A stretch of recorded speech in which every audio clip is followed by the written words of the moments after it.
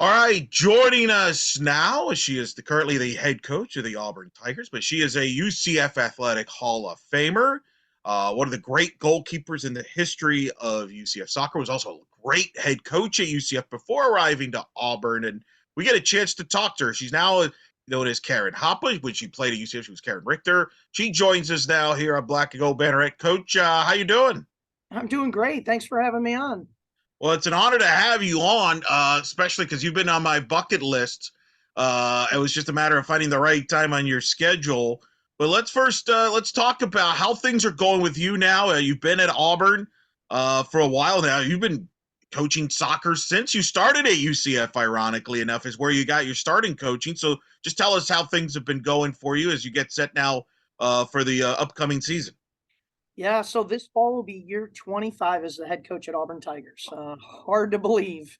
And really, because I got such a young start at UCF, I was able to get a young start at Auburn, and really, really blessed to be at such a great place. Auburn's been great to me, and as someone that's been in college athletics going on 33 years, I've only ever been at two schools, my alma mater, UCF, and Auburn. And I'm really, really lucky to be able to say that because it's been two great universities I've been able to represent. You've coached at a powerful conference in the SEC. UCF now is about to know what that's like as they're moving into the Big 12. What advice would you give your alma mater as far as life in the Power Five world? It's obviously it's been great. I love competing, at the very highest level in the SEC. And I remember back to my days as the head coach at UCF. Steve Sloan was our AD, and his goal was to get us into one of those top conferences. He knew back then that how important it was. So, it's exciting to see UCF get into the Power Five. And I would tell him this: every league game is a playoff game. That atmosphere is so exciting because it's that playoff level. Every league game that we play in the Power Five is a playoff game, and either team could win because it's that exciting and that equal of a level. You talked about how long you've been coaching in the SEC. I mean, you've been coaching at Auburn since 1999, which, man, that's long. So, but I noticed that after a while, it took you a while to get to the Sweet 16 and Elite Eight with those 2015, 2016 teams. So, as somebody that got to the Final Four or in their freshman year as an athlete, what did it mean to you to be able to finally get that far in the tournament again as a coach in 15 and 16? Yeah, it's obviously was a goal for a long time. As you mentioned, Sweet 16 was, we were always one play away. We lost so many second round games in crazy ways. So to reach that Sweet 16 level was really exciting. And then the Elite Eight was amazing. It was also probably the most difficult loss of my career, losing that Elite Eight game.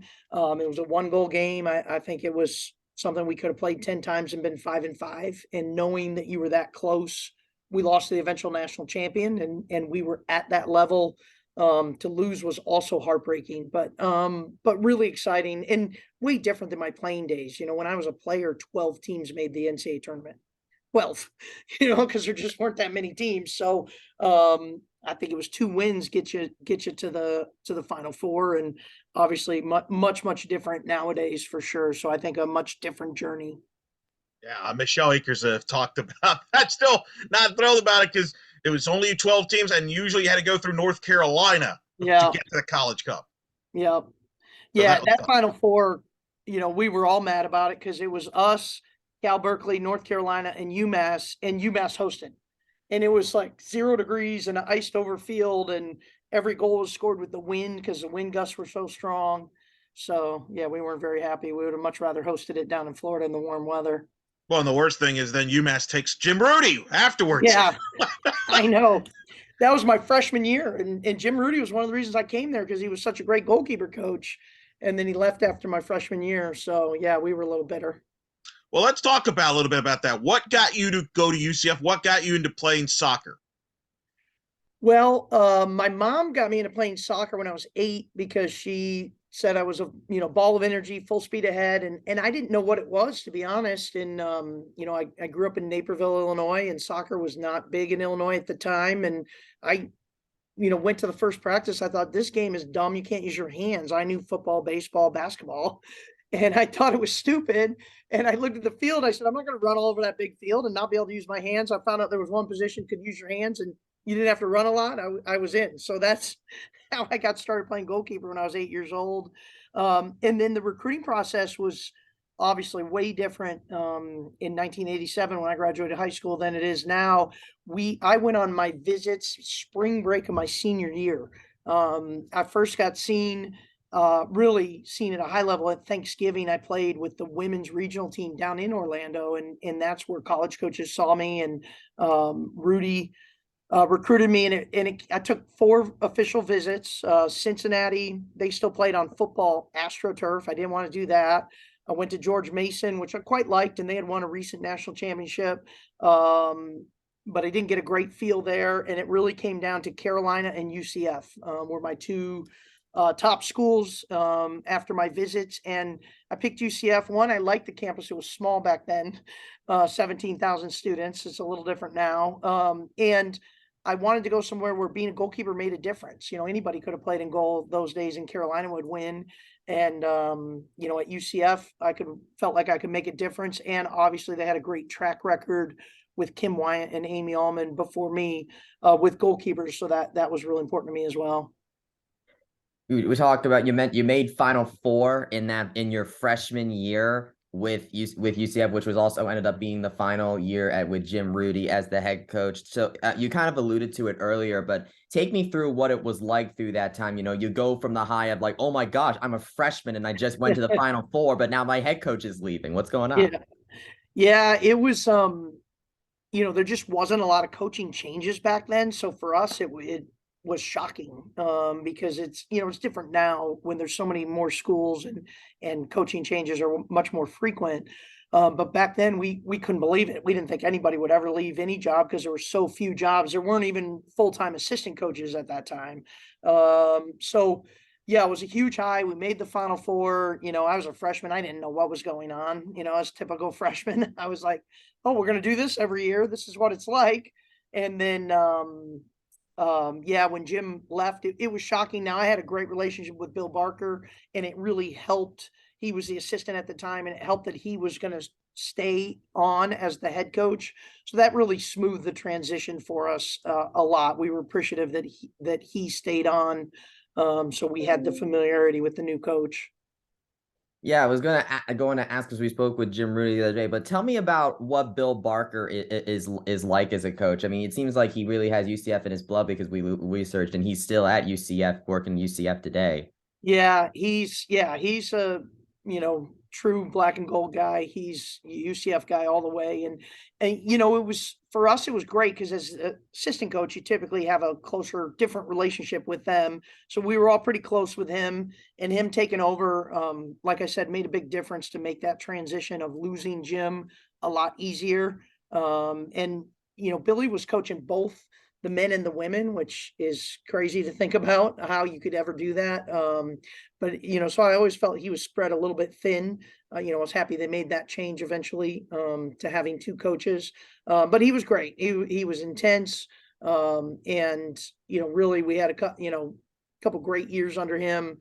I thought we got snubbed my junior year from the NCAA tournament. We had 1 loss to Carolina by 1 goal, and we didn't make NCAA. So I thought that was a bit robbed, but Billy did a great job for us.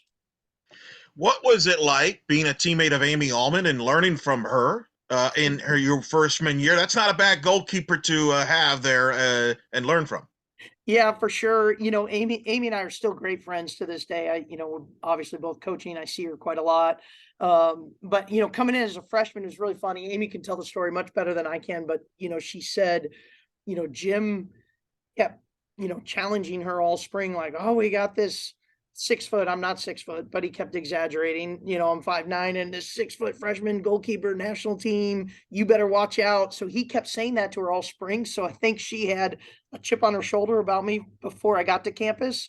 So as great as Amy is, she was a little bit hard on me when I first got there. And then, which was probably good. I needed it. I was a pretty immature freshman, didn't really know anything about college soccer and training at that level. So I needed her to push me a bit. The funny thing is she was also the RA in my dorm. I got put in the honors dorm, and she was the RA in that dorm too. So, she had to straighten me out in the dorm a couple times as well, but she was a great mentor. And like I said, it's really fun because we're still friends to this day. What was it like following her? Because you mentioned it earlier about the reason you went there is because of the great goalkeeping that Jim Rudy had brought with Kim Wyatt and Amy Ullman. And you're Yeah. following her with a stacked team. Yeah. So, it was great. I was excited for the opportunity. Obviously, I didn't play much my freshman year behind Amy. And then my sophomore year, for me, it motivated me because I felt a responsibility to the team to carry on that legacy. I felt the responsibility on my shoulders of being the starting goalkeeper and owing it to that team to be great. So it really was a motivating factor to continue that legacy that had come before me. Well, and honestly, I think you did a pretty good job of it because you actually were able to surpass Amy in a couple of different categories in goals against average and in shutouts. So once your playing time at UCF was kind of all said and done, what did it feel like when you kind of look back and compare your playing and look at your playing legacy to what you learned from Amy?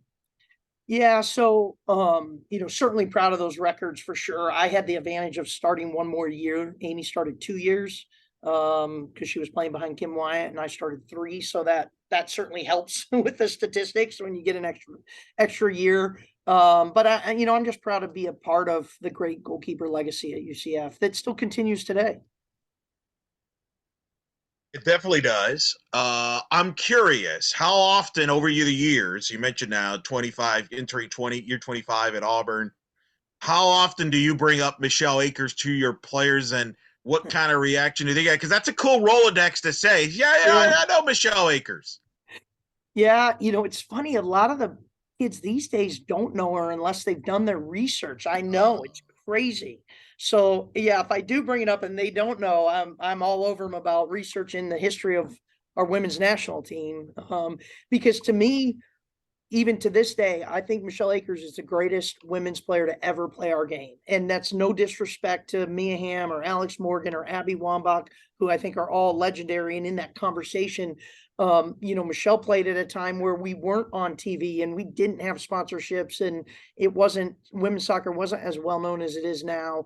But seeing her dominance firsthand, both obviously in college, but also watching her play with the national team, her dominance is just incredible. So anybody that doesn't know who she is, I make them go research for sure. And like I said, I think she was the best female to ever play our game, and maybe the best in either gender. And there's hardly men, very few men that have dominated at that level. I think she's in that conversation of top all-time soccer players, never mind gender. So unique because she helped build the U.S. national team from scratch, basically, giving Yeah. credibility. At the same time, she was playing at UCF, basically. Right. In fact, obviously, that when you started at 88, that was her last year. She won the National Player of the Year award. What was it like having her as a teammate and just watching her play? You had a pretty good view. Yeah. So my sophomore year was 1988. That was her senior year. And it's funny, like I think about playing with her, a couple things, obviously completely dominant, best player in college soccer that year, hands down. But I would not come out for corner kicks if they were coming to her because I'm like, oh, her heading is better than me catching it. Bill Barker didn't like that much. He's like, you got to come out. But I just sit there and let her get the header because she was so dominant. I knew I could punt the ball anywhere, and anywhere it went, she would win it. But the funniest story of playing with her is we still, this will really date myself, but the back pass rule was not in place at that time. So if my team passed it back to me, I could pick it up. So I was terrible with my feet because I never had to be. And Michelle, there were times where she would get mad if she had nobody to pass the ball to, and she'd turn around and hit it back to me. But a couple times I had to like dive to make that save. I'm like, Michelle, I'm on your team. Give me a better ball. All right. I know you're frustrated, but so that was, one of the funniest things. But she was just incredible to play for. And you knew with her on your team, you were never out of a game. Didn't matter what the score was, you were never out of a game with her on your team. So it was pretty fun for sure. I would imagine so. Yeah, that doesn't surprise me. She's low intense. I like that's what makes Yeah. her the great ones, though. That's why she's the greatest. Oh, no doubt. It took me a year. It took me my whole freshman year to not, flinch when she's close range shooting at me because she hit the ball so hard. She could hit the ball harder than anyone I know, harder than most of the guys that we would train with the guys sometimes at UCF. So yeah, it took me about a year. But by my sophomore year, I was good. I could stand up and try to make the save anyway. Yeah, you figured things out. You had a great team in Yeah. '88 as well. Got to the quarterfinals. Describe the rest of the team, because obviously everybody knows about Michelle, but you had a lot of great talented players like the Leslie Suitors and Sandy Carters, Yeah. et cetera. Just talk about some of the teammates you had during your playing days there. Yeah, I mean, we had some incredible teammates. My freshman class, or that year would have been sophomore class, was great with Leslie Suter and Renee Creighton and Kit Connor and many others. I mean, we had a great class, so that was fun to play with.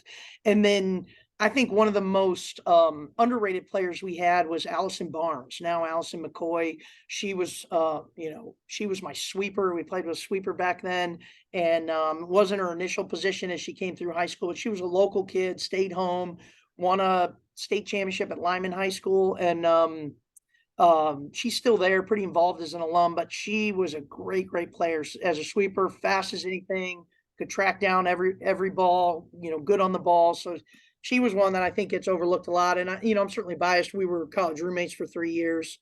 So I'm probably a little bit biased, and the keeper sweeper connection was important, for sure. But we had, some great players for sure, all around us for sure.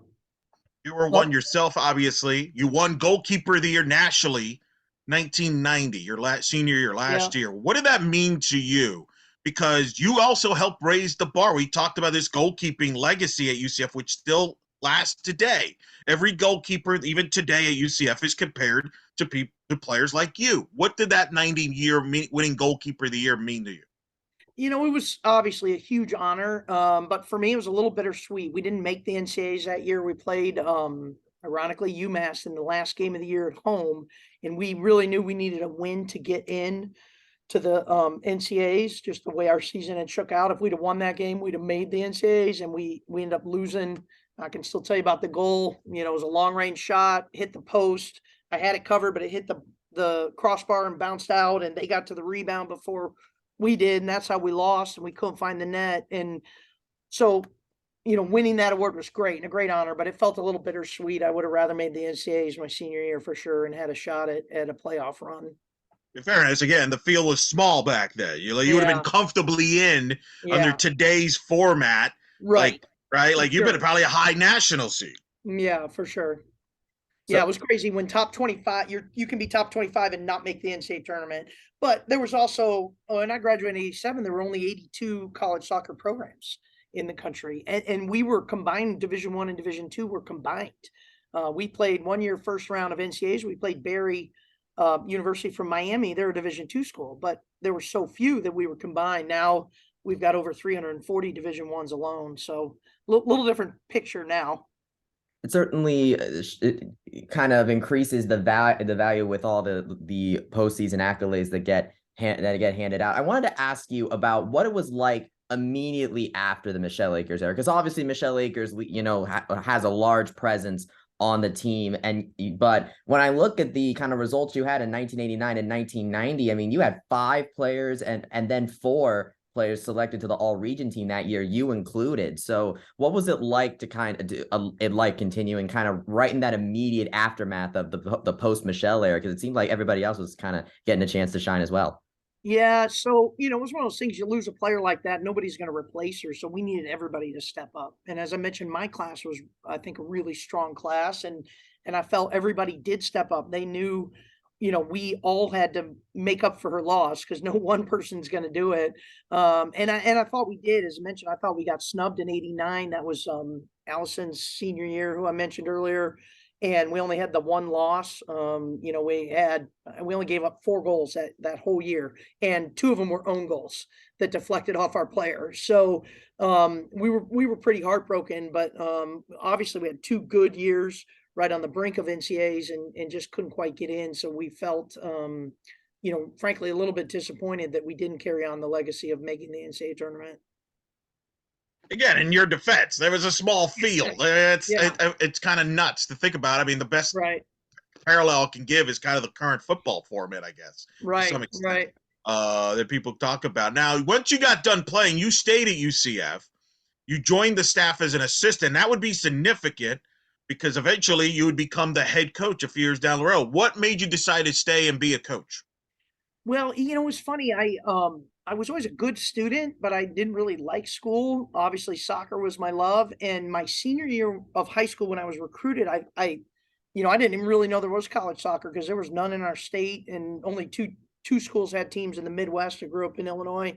So I met those coaches and I thought, wow, that's a job. That's a cool job. And something I kind of thought I wanted to do, but there was no career path at that time. When I was in college, there weren't full-time assistants, there weren't GAs, were not paid club coaches. So I kind of was trying to figure out other, maybe I'll be a teacher and coach, other ways to do it. In my junior year of college, an alumni, Laura Roundtree, was coaching at Lyman High School and needed a JV coach. And at that time, we finished early enough, and in the fall, we didn't have off-season training like we do now, that I could actually do it. So because it's a winter high school sport. So I coached with Laura, and that's when I really fell in love. And I'm like, I got to figure this out. And then the next year, my senior year, Laura left, moved to South Florida, and I became the assistant varsity coach for Lyman. They named a dad the head coach because they thought I was too young, but I did a large majority of the coaching.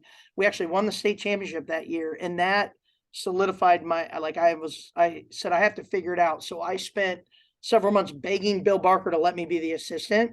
Michelle was the named assistant, but she was never there. She was always off, with the national team and playing and camps and all that.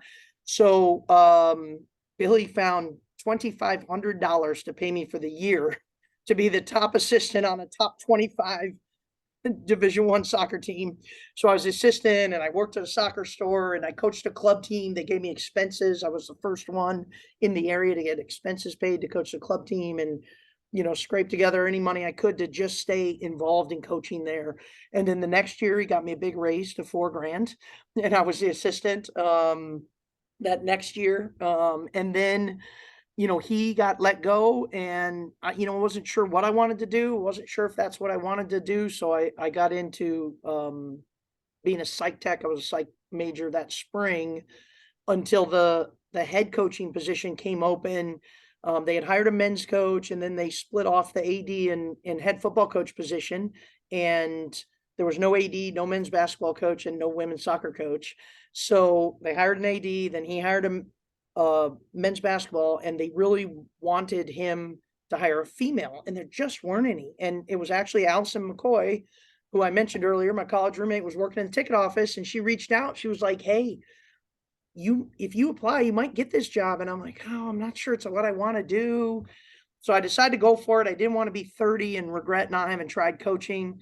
So Steve Sloan was the AD, and he interviewed me. 2 days later, he called me back in, and he hired me. I was 23 years old, and he said, do you realize you're going to be the youngest Division I head coach in the country? And all I was thinking was, do you realize this? I wasn't even old enough to rent a car. And so he gave me a chance as an interim. I started August 4th. I had to do travel plans. I had to make changes. The schedule wasn't NCAA legal because we didn't play enough Division I teams, and I had to figure out, we didn't even know who was coming to play or who had signed. And so it was scrambling for sure. But that's how I got my start. And obviously I am definitely happy and grateful that I got that start at UCF. It must have been a really interesting time because say you are a UCF women's soccer freshman class of 1990, you would see your goalkeeper go from an assistant coach to your head coach by the time you were done. Talk to me about what it was like, kind of that relationship with your former teammates turn, your players. Yeah, that was crazy. Now, the good thing is I did transition with the team from player to assistant coach. So I was their assistant coach. I was teammates with them their freshman year, and then I was their assistant coach for their sophomore and junior year. So I had made that transition. But they were great because, they had gone for several months with no coach. Once the spring season ended in April, there was no coach.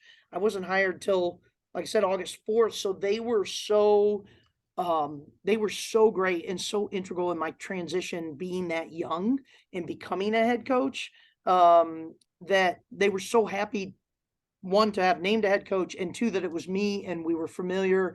And so their leadership was tremendously important in that transition for me to be able to be successful being the head coach with players, seniors that I was teammates with when they were freshmen. It was crazy. It would never happen nowadays, but in 1993, that was the climate. There weren't that many experienced coaches, and I was really fortunate to get a shot. On this is it. So it turns out, looking back historically, this is a critical time for the university and for the athletic department in a lot of ways, because there's a lot of transition going on at this time. You're joining what now is known as the A-Sun, was known as the TAC back then. Describe that, because you're taking over this program. You got to clean up some stuff. You're learning on the fly, and oh, by the way, you're going into a conference. So what is all that? Like, take me through this period of time in athletics, because when people look back historically, I think there's some confusion here, because they see success, but they don't see a lot of NCAA tournaments. But a lot of that is because the tournaments we've talked about was short, small, and plus there's a transition period of going to a conference. Yeah, so that was crazy because we had never been in a conference, obviously. When I played, we were the only team in the state of Florida, and our rival was North Carolina because it was regional. And then all of a sudden I'm taking over this program that hadn't had a coach for months. And like you said, we're going into a conference, the TAC, that we had never been a part of. And, what it did is it really hurt our schedule. It made it really hard. We weren't going to get an at-large bid. It was really hard because we didn't play a tough enough schedule, but we didn't have any choice because we had to play the conference schedule. So that really limited us on who we could play and how strong we could get our schedule. And then the other thing that was crazy is the conferences did not get automatic bids back then, not till 1998. So 1993, we were actually co-champions of the TAC, and we certainly celebrated that. But we also felt like, obviously, disappointed we didn't make the NCAAs. And then we went on to win it my 6 years, counting that co-champion year. We won it 5 of those 6 years, but only one of the years we got in the NCAAs because they didn't take automatic bids, and we couldn't get a strong enough schedule because of the TAC league at that time just was not strong in women's soccer.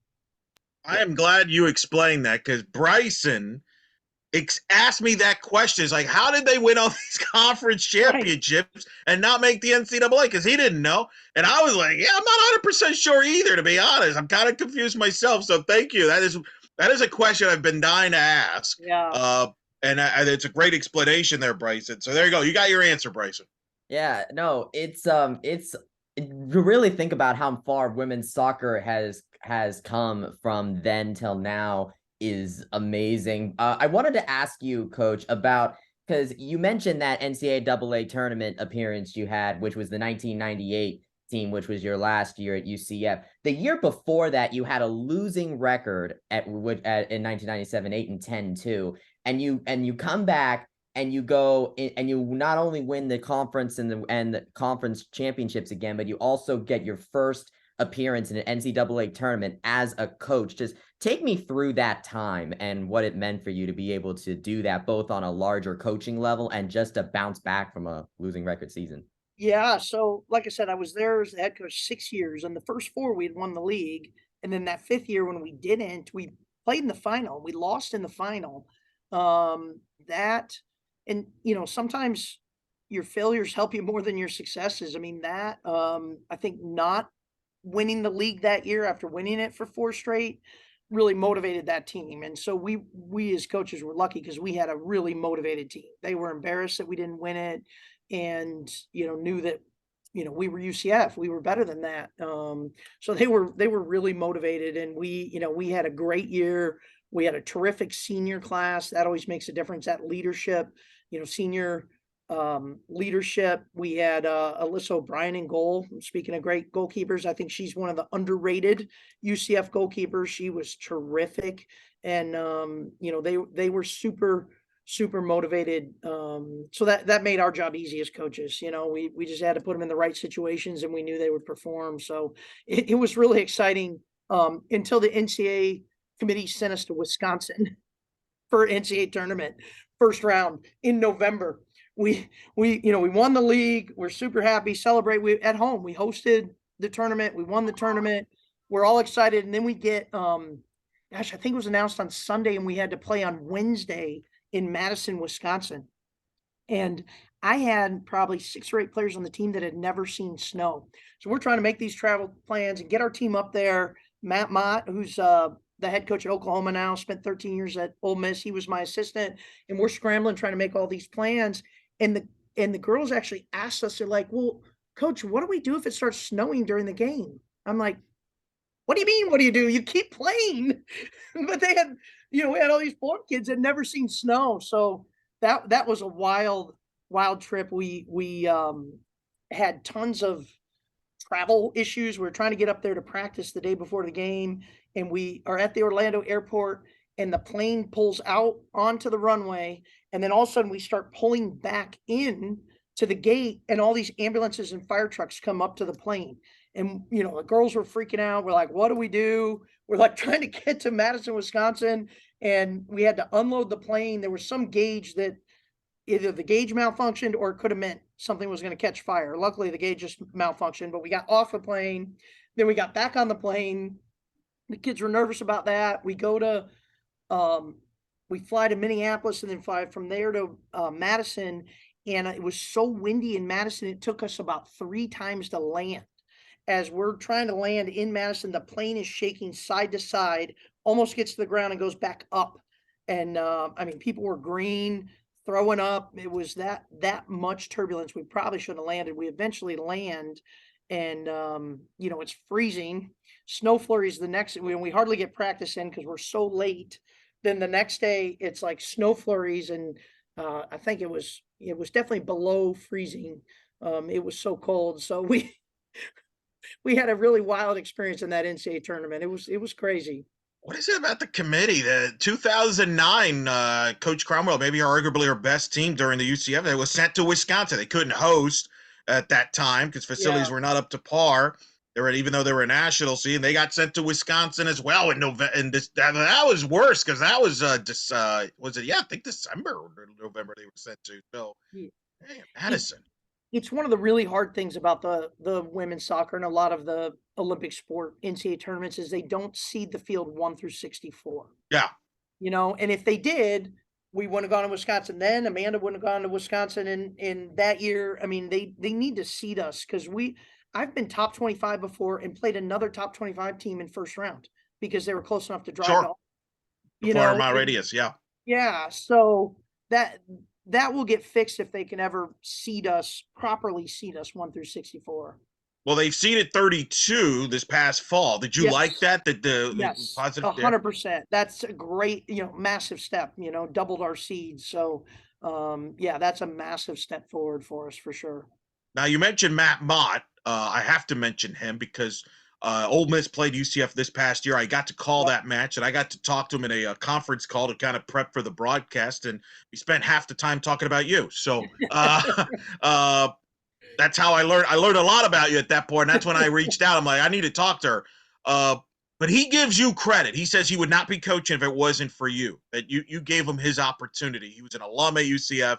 You brought him into the coaching staff. What did you see in him that you thought, hey, this would be the right help us on the coaching staff? And did you ever imagine that he would become the successful head coach that he is? You would face each other for so many years in the SEC. You're going to take a year off, before he rejoins with Oklahoma and when they join the SEC.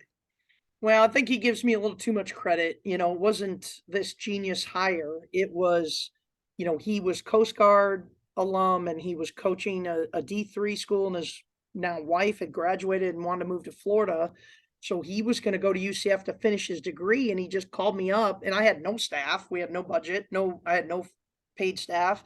And he said, "Hey, I've been a D3 coach. I'd love to, going to school there. I'd love to see what a D1 program's about. I'll do anything, shag balls, whatever." And I'm like, Sure, great. Come on, come look me up when you get here. And that's how I hired him. So, no credit to me. It was just him reaching out. And so he started, I think it was the spring of 95. Yeah. And, as we got to know each other, um, I just realized, how good he was. And every time I gave him a little bit more and a little bit more responsibility, he took it and ran with it and was terrific. So, by that next fall, I tried to get his tuition paid. That's how we paid him. And the next year I got him a restricted earnings. Remember that job? Restricted earnings coach. And then eventually got him a more full-time salary. And then he came to Auburn with me when I got this job. So, I think he gives me too much credit. I always think he and I kind of learned this on the fly. I mean, we were, 24, 25 years old, trying to figure out how to coach in this new environment of, all the teams that added in mid 90s, added women's soccer and, conferences, as you mentioned, and all that. I think we kind of learned this job together for sure. So we talk about, how you're one of the great goalkeepers in UCF history. You had a couple of like great goalkeepers of your own in Alyssa O'Brien and Heather Brand. I mean, I look at the record book and both O'Brien and Brand are practically in a class of their own in terms of goalkeepers, with only Alini Reyes really getting to their level, decades later. So talk to me as a goalkeeper yourself. What was it like to coach Heather and Alyssa, and what, just reflecting on what they managed to accomplish in their UCF career? Yeah, so Heather was one of those freshmen when I was a senior.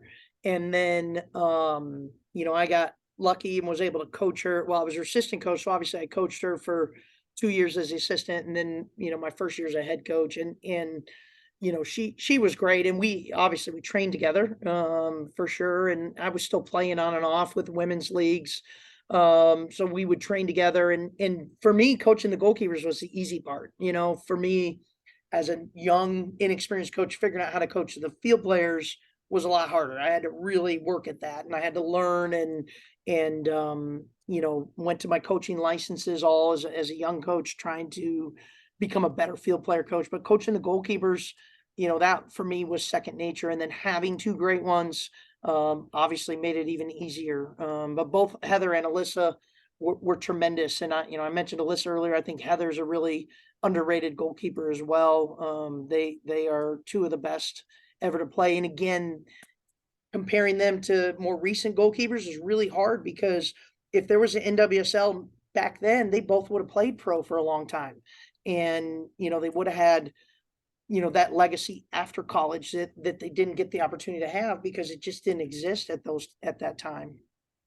So you mentioned the field players, and and once again, you kind of coached two other UCF legends. You had your own Amy in Amy Jones, and then you also had the UCF's all-time leader in goals, who just surpassed Michelle Akers with 53 goals, Kelly Kochevar.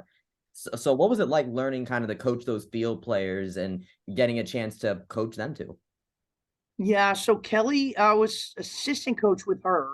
And she was just a natural talent with a natural nose for the goal, which is hard to find. I mean, she was such a terrific player, and just was one of those players that just could always find the goal.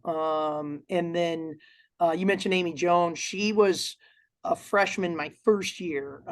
And what a tremendous player she was. She was a center mid, and she was a real quiet player and a real humble player. So the biggest thing with Amy was, trying to, push her to realize how great she could be. And, and she ended up just being a dominant player in her 4 years. And another one that I think is just one of the all-time greats at UCF, for sure. But I really had to try and pull it out of her and remind her every day of how great she could be, and encouraging her to go to goal and be herself on the field.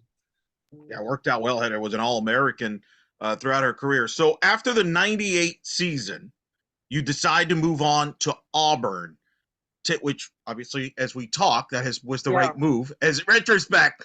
But obviously at the time, you don't know that. Take me through that process of going to Auburn, what led to that, and was that hard to leave really the only place you've known? Yeah, it was obviously really hard to leave, but we had, as we mentioned, made NCAAs. It was our 5th title in 6 years in the TAC. And Matt and I talked about it a lot. We felt like we had accomplished everything we could accomplish there at that time and kind of maxed out, where UCF could go at that time, being limited by that conference. And it was, so mid 90s is when was the big Title IX push where a ton of schools added women's soccer and softball, mid 90s. So what happened is 94, 95, everybody hired these coaches, some qualified, some not qualified. So in 98, after 4 or 5 years, a bunch of them got fired. They hired them with big money. And it was one of the biggest openings in college women's soccer at that time, where all these big, what we now know Power 5 jobs came open. And Florida State was that case. They had hired a female who just didn't have the experience and struggled.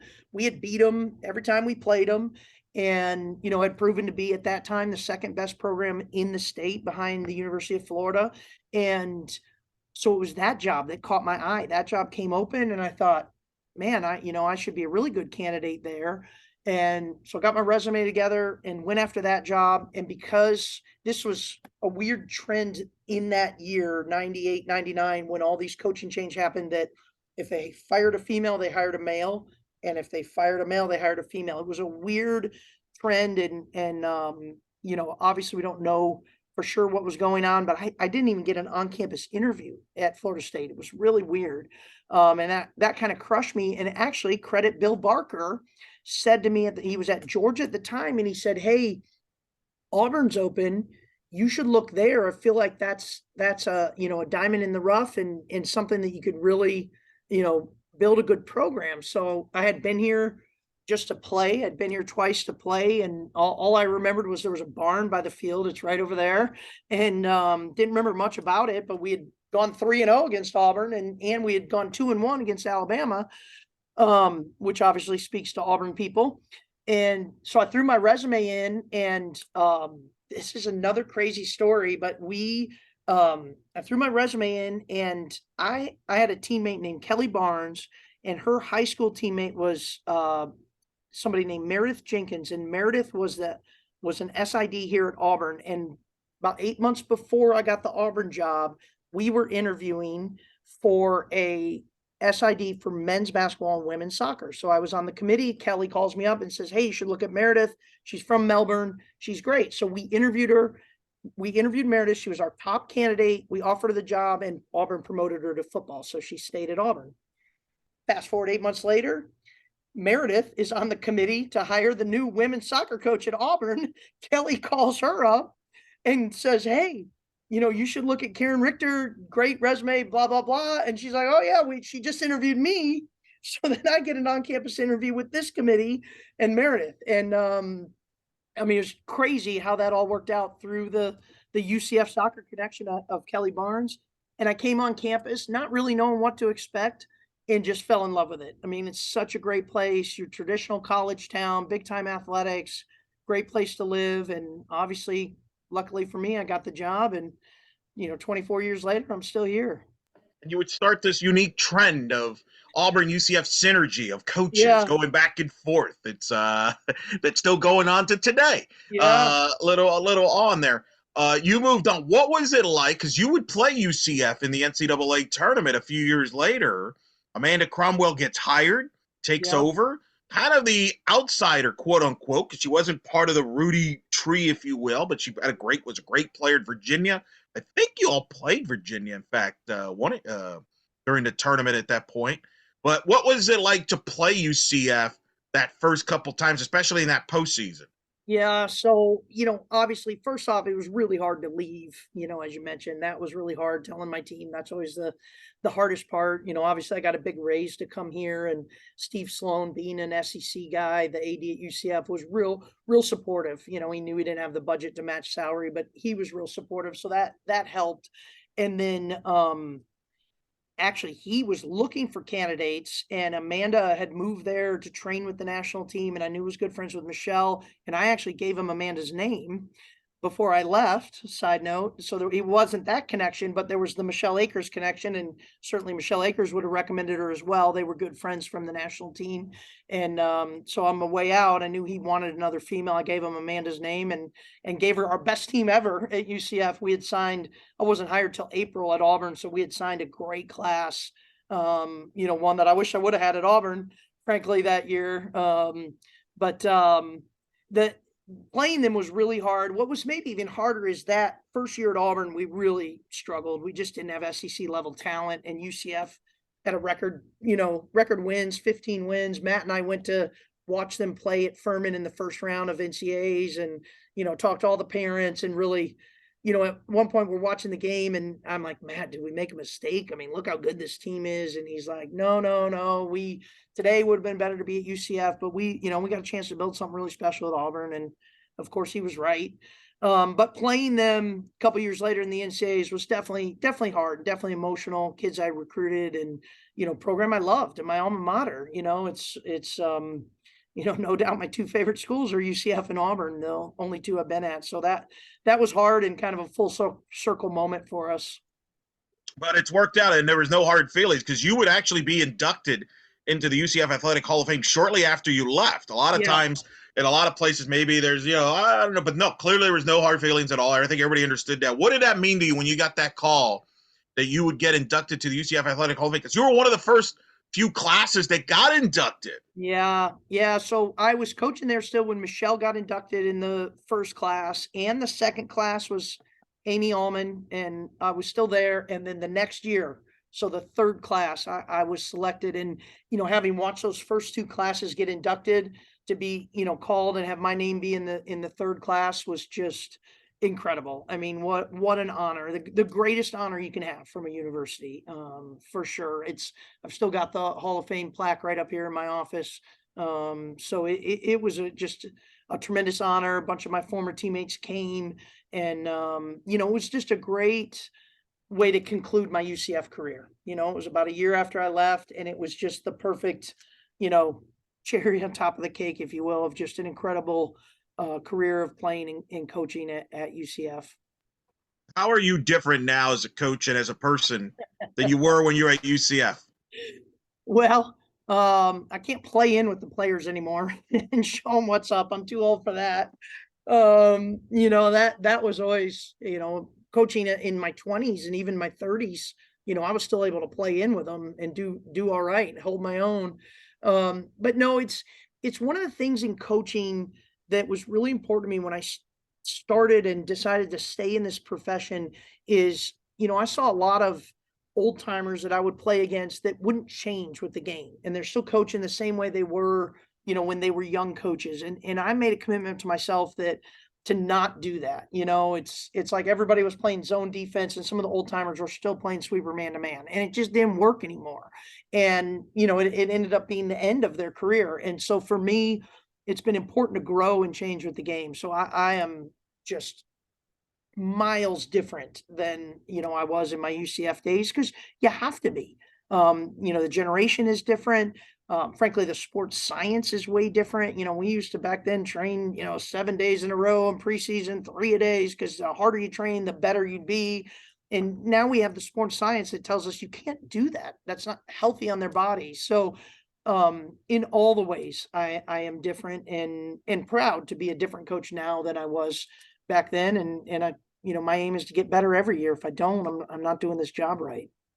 So you coached at Auburn for about a decade, and then a certain coach gets hired on to the football program by the name of Gus Malzahn. Yeah. So, and I think he had a pretty good legacy at Auburn, I think. So I don't know how much you end up talking with the other coaches at Auburn, but did you ever get a chance to cross paths with Gus while he was there? And what was it kind of like talking with him while he was at Auburn? I got to know Gus pretty well. Honestly, obviously he was here as a coordinator when we won the national championship, and then came back as the head coach for, I think, 8 years here. And I got to know him pretty well. I think I've known all our football coaches pretty well, but Gus, I really consider a friend. I knew his wife pretty well, Christy. And they're just great people. What I really respected about Gus is obviously he was a great football mind, but even better than that, he's just a great human. He's just a good guy. He's the kind of guy, if I had a son, I would want my son to play for him, because you knew he was just such a quality guy. He was going to be great with the X's and O's of football, but just a super great guy. And I was really sad to see him go. But I was thrilled when he got the UCF job, and I still follow him and obviously UCF on social media, and he looks so happy. So I'm really happy for him. I was just saying to my husband the other day, we get down to Disney World quite often, and I'm like, we need to take a day and go over to UCF. Show my daughter the Hall of Fame. I don't even know where it is in the athletic department now, and try to catch up with Gus, because I consider him a friend, and really excited for what he's doing there at UCF. Well, yeah, Auburn owed UCF something. I mean, they took Yeah. you, they took Nick Clenard, who's still Yeah. there. Gene Chizik was the head coach there, Yeah. was on the UCF staff with Mike Ruzek. So I feel like they owed us something. I think it's totally fair. We do. That's fair. And you got Gus now, so that's good payment. Yeah, that's very good. Last question. You've been so kind with your generous with your time. What did UCF mean to you as a student, and overall growth as a person, and obviously as path that led you to this path in coaching? But what did UCF mean to you? UCF means everything to me. When, as I mentioned, when I was a senior in high school, I didn't even realize playing college soccer was an option. There just weren't any programs. And, for Jim Rudy and Bill Barker to take a chance on me. And, I was this naive kid, 17 years old when I went to college, from Naperville, Illinois, had never lived out of the Midwest. And, it was a ton of personal growth, academic growth. I'm really proud of the degree I have there. And then it gave me the opportunity to get into this profession at a time where it wasn't necessarily realistic for especially a female to get into coaching as a full-time career. When I told my parents that's what I wanted to do, they were like, "What? That's not a job." And UCF gave me that opportunity to get into this career, that now obviously I've been in for a lifetime, and have loved every minute. So I am forever grateful to UCF for giving me that chance. Well, we're grateful that you came to UCF and helped build the legacy that is UCF soccer, with your contributions both as a player and as a coach that I think is still felt today. And thank you so much for taking the time to talk to us, as I know you're getting set for this 2023 season. Your 25th at Auburn. We'll be following closely. But thank you so much for taking the time. And as an alum myself, and Bryson's an alum, I speak for all alums. Thank you for all the contributions and everything you've done for UCF. And we're rooting you from afar. Thank you so much. Thanks for having me on, and go Knights always.